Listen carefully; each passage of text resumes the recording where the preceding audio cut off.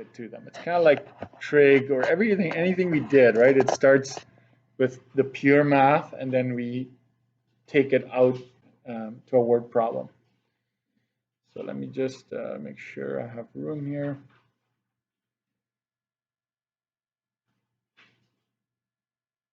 Graphing systems, okay? All right. When graphing systems, we proceed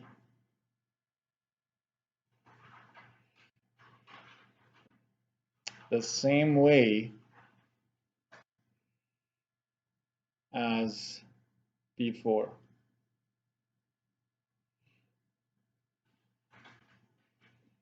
The only difference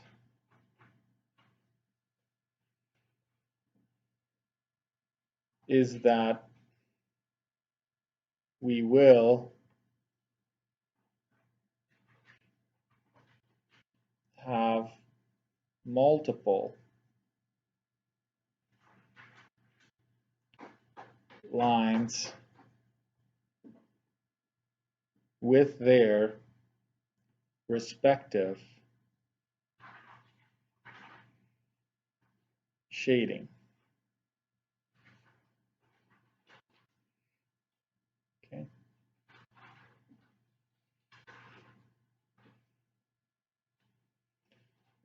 To make it easier to see the solution region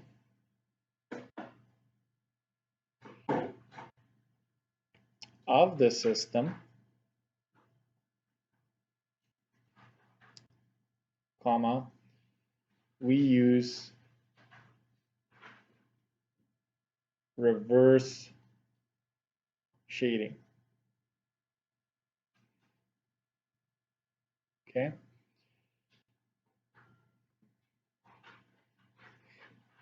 So with systems, you want to use reverse shading, okay? Because it will get very messy if you don't.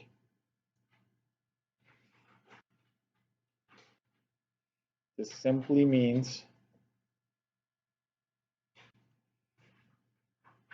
that we shade the false region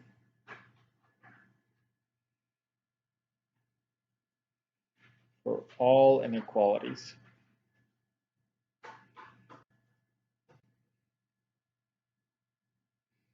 Leaving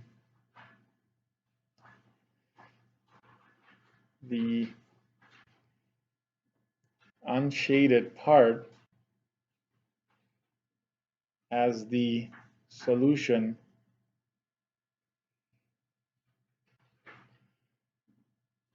for all inequalities involved.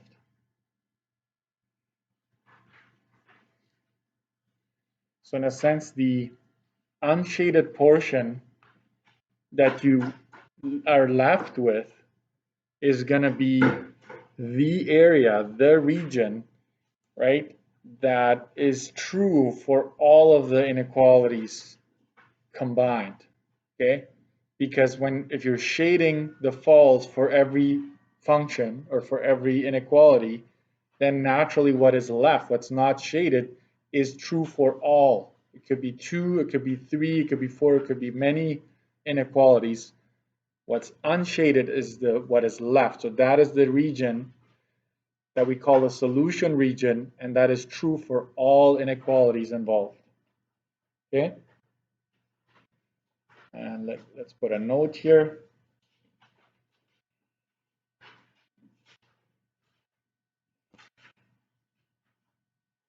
Always find the corner points. We also call them POIs, points of intersection, of the solution region.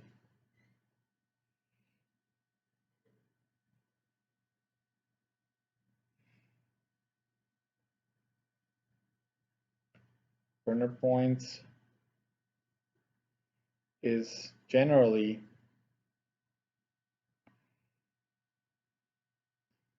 where the lines meet.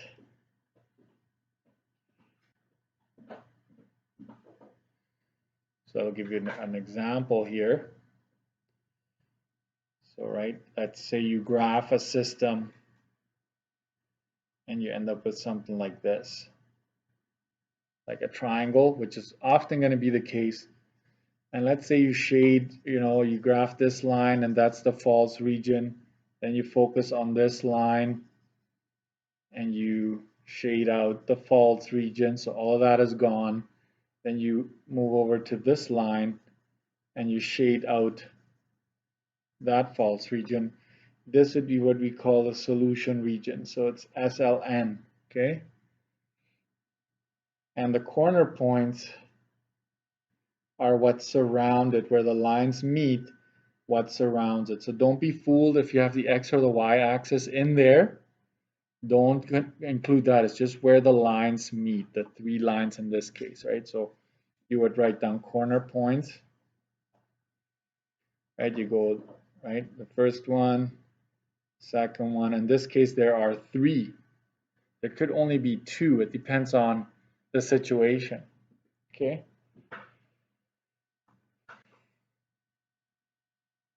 So I'll move on here. Just saying you may have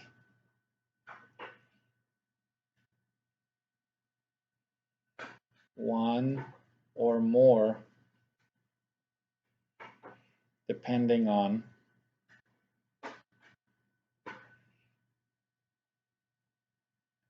how many lines are being graphed, are involved. And remember, keep it separate, right? There are the boundary lines, and then there are the inequalities, right? The inequalities would have the boundary line and the shading as part of it, okay? So there we go. So I will box this in because it's kind of like an aside, right? It's important to have that there. So you can go by that, okay? And I will start a new page here because I want the graphing, like I want the graph and the inequalities all to be on the same page. So I would encourage you to do the same. I know we're kind of losing a little bit of space down here. It's kind of open, but it's important to have it all on one page. Okay. So let's keep, I'm just going to leave it there for 1 second. Write it down if you haven't done so already.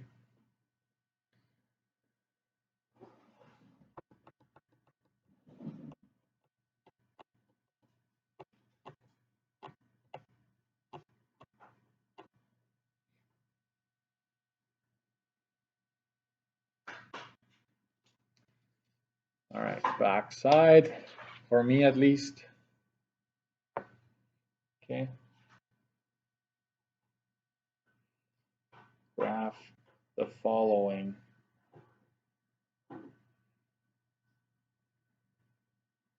systems.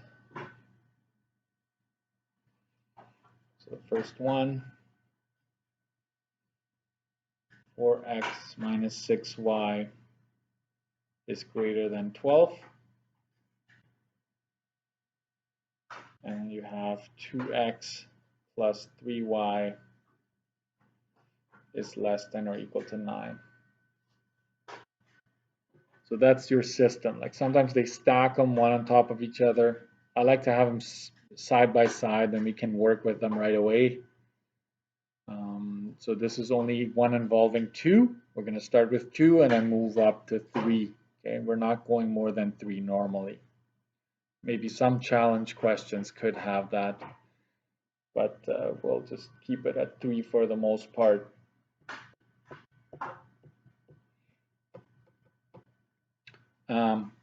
I will make a little note here up top, right? Remember,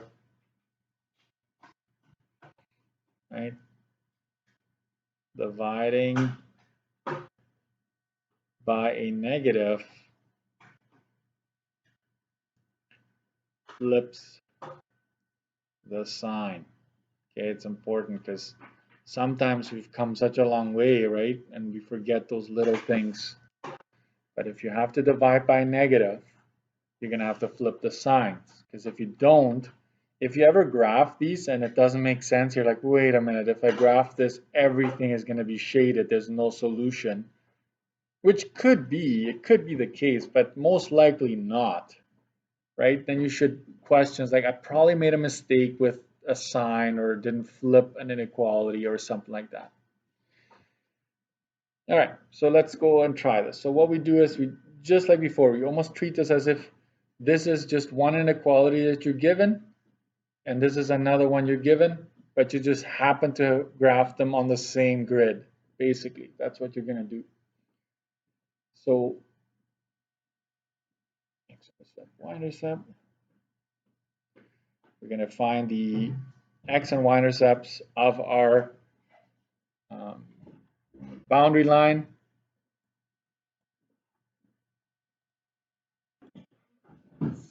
Sounds good. All right, so we're going to do that. So here we end up with 4x is equal to 12. X is equal to 3, so we got 3, 0. Here we end up with negative 6y is equal to 12. Divide both by negative 6. Y is equal to negative 2. 0, negative 2 it is. And I'm going to stick to this one, okay? I'm going to stick to this question here. I'm going to rewrite it right away. So negative 6y is greater than negative 4x. Notice that the 4x comes over negative. Plus 12. Now watch this, right? Negative 6, negative 6. So I'm going to highlight the negative here. Okay. And before I do anything, I'm going to take this sign and flip it. So it's pointing the other way now. So you're left with y, and here you're left with 4 over 6, or 2/3, minus 2. Thank you. You too. And that's my, that is my inequality rewritten. Why am I doing that? Because I'm going to have to enter this into my calculator. Number 1. Number 2, I can clearly tell where the true and false region would lie. Okay. So that's why. And so right underneath it, so you want to do this for one line, just completely finish one line. So based on this, what do we know? We know that this is going to be dashed. It's going to be a dashed line. So I make a note, because once you have 2 or 3, you might mix it up. We're using reverse shading. We're going to shade the false region. So what you tell yourself is like, if it's y is less than, then below is true, right? That never changes. The true or false never changes. So you want to focus on the true region. Y is less than means that it's below where the true region is. So you're going to tell yourself shade above. Why are we doing that, right? If below is true, then above is false, and that's why we're shading. So we're shading above. Okay?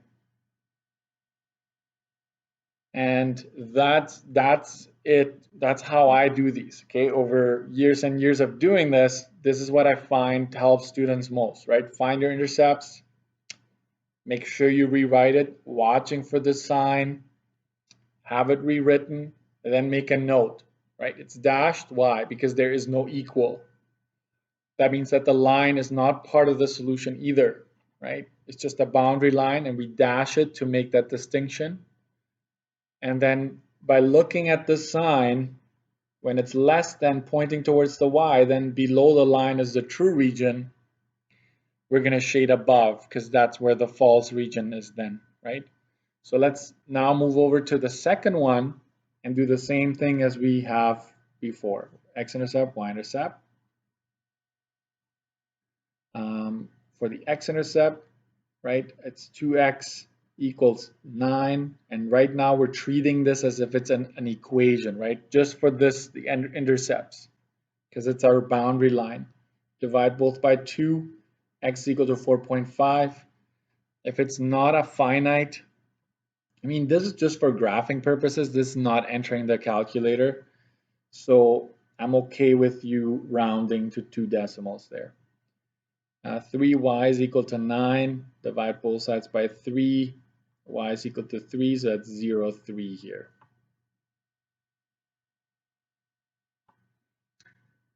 Then I take this and I kind of skip over, and the 3y remains less than or equal to. The 2x comes over subtracting, and the 9 is already there. Divide both sides by 3. Y is nothing flips because you're just dividing by positives. Nothing changes. So it's negative 2/3 x plus 3. Don't forget to divide both of them by 3, okay? Box that in because it's important. I'll make a note here. It's going to be solid because it has that little equal under the less than. So it's saying it has to be less than or equal to. That means that the line is included as your solution. You could pick any point. In this case, it's less than as well. So below is true. Make that note, right? Focus on where's the true. And so we're going to shade above. Circle that. Okay, so now this could be going on for 2, 3, 4, 5, as many inequalities as I could possibly give you. The steps stay the same. You treat each one individually, you do the same thing individually, and then you transfer them onto the same grid. Okay?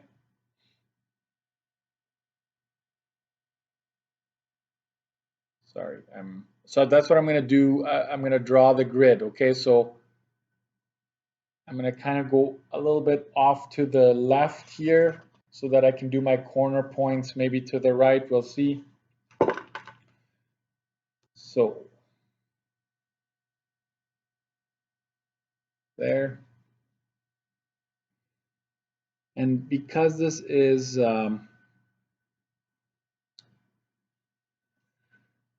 we don't have to be that as accurate as the examples I gave you yesterday going backwards, because we're not finding the equation, right? We're already given. So this is now as good as we can possibly get it. And if I look at my intercepts, we're very close to the origin here. So if I go out, 5 in each direction, I'm fine. So maybe I'll go in a scale of 2. So 2, 4, 6, and maybe 8. Why not? Okay. So you do the same spacing going, and I'm going to just go with a scale of 2 with the same spacing everywhere. Okay, so 2, 4, 6, 8, 2, 4, 6, 8. This is my x-axis and my y-axis. We're always so eager to right away put down our information. It's like, no, focus on preparing your grid, right? So it's 2, 4, 6, 8. -2, -4, -6, -8, 2, 4, 6. And so if it's not a scale of 1, you have to label it, okay? And there it is. Now we're ready to put our information in here. So I go with the first line, we're at 3, 0, and we're at 0, -2. Does it make sense? Yeah, because I have a positive slope, so I'm expecting my line to go up. So I'm going to take my ruler, I'm going to go through both of them, and remember it's dashed, so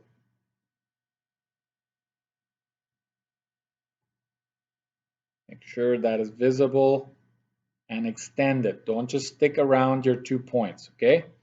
You want to extend it across the whole grid, and somewhere on one end you write down the inequality, or if you'd like, just the boundary line. So I will accept both. So the inequality like this, as you have rewritten it here, you can choose to put down the original inequality, like 4x minus 6y is greater than 12. You choose. Let's do the shading as well. We're shading above. So we're now going to focus on this line and start shading. Just lightly. Don't do it. Don't go, completely dark yet, because if you make a mistake, then later it's harder to fix it. Now let's focus on the second one, which is at 4.5, right? So this would be 5 right here. So I'm going to just go between 4 and 5 right there. That's 4.5. And then 0, 3 would be between 2 and 4 up here. And it's a solid line. I think, if I have to check my notes, but I think actually I encourage students to shade after. Yes, I think I do. That's why I told you to just do a light shading there. And so here you write down the other one.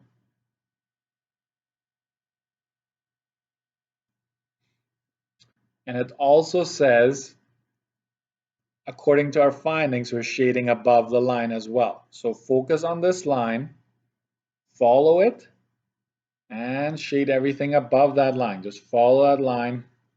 See how you're overlapping here? Don't worry about it, just follow that line. Okay. So now we can go a little bit. So technically everything above the dashed line is false, correct? Because we are shading the false region. So everything above it is false. So that cannot be included as your solution. Then you follow the second line that we graphed. Everything above it is also false. So nothing, so it kind of cancels out all those options. So you're basically canceling out what is not to be included as your solution region. So if you think about it in terms of, for the dashed line, below is true, right? So we're here, technically all along that line, but then you bring in a second inequality, and you also determine that everything below it is true. There are certain areas that are canceled out as well, on top of what is already canceled out by just a single one. So when they meet, they kind of cancel out more. And so this here, what is not shaded, is what we call the solution region.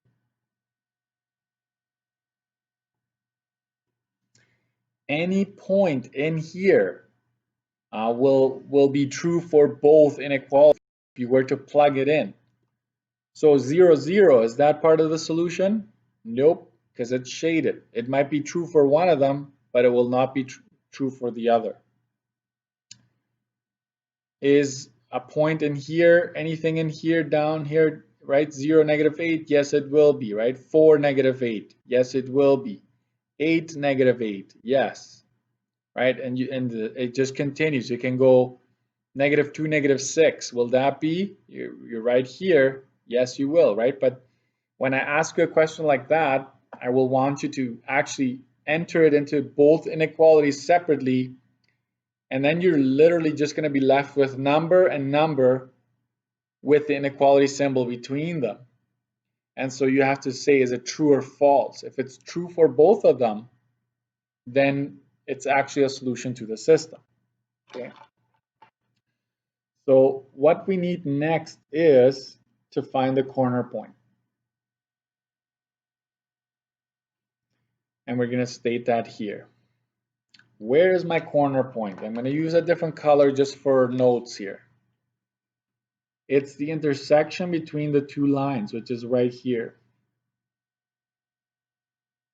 So are there any more? Are there any other corner points, Mr. Dirksen? Is this one? Nope, because it's not the intersection between two lines. Is this one? Nope, it's not an intersection between two lines. So it's not any other point except for where they meet. So the corner point, we're going to write it down here. We're going to figure it out. So you need your graphing calculator for this. So take your graphing calculator. Let's enter this into our calculator and make sure that plot 1 is turned off because we're not using quadratic regressions, right? We're not using L1 and L2. So let's go ahead and enter our rewritten equations. So 4 divided by 6, or 2/3 if you caught that, minus 2, that for the first one. And then we have, and when it's negative, I use this, negative 2 divided by 3, close the brackets, x plus 3, like that. Then you hit graph, and we simply, and when it's 2, it's easy. It's the easiest to do, right?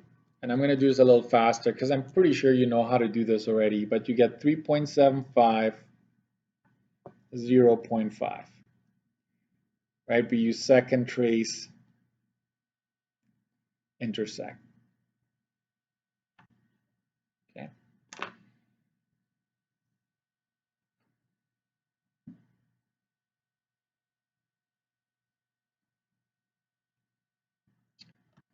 And I'll just make a note, I'm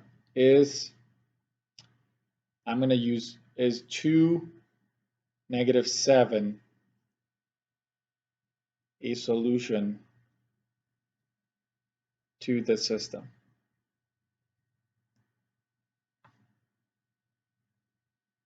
So we can by observation tell that it will be, right? 2, -7 is right here, but we're going to show it now. So you use the first one, 4x minus 6y is greater than 12. I'm using the original inequality. So this would be 8 plus 42 is greater than 12. 50 greater than 12, true. So far so good. Now you have to try the other one. 2x plus 3y is less than or equal to 9. That'd be 4 minus 21 is less than or equal to 9. So that's negative 17 is less than or equal to 9. Is it true? Is it less than or equal to 9? Yes, it is. Right? If it had been 9 over here, 9 and less than or equal to 9, it would also be true, right? So yes, it is a solution.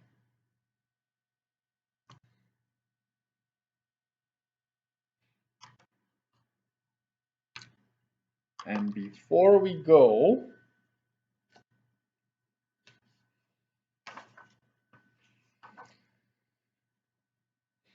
I'm going to ask you to graph the following systems.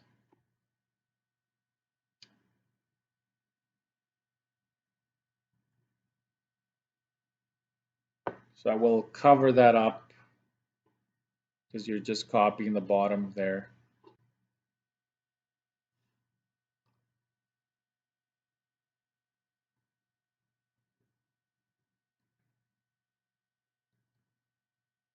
I hope you caught that. And so this is your homework. Graph the following systems.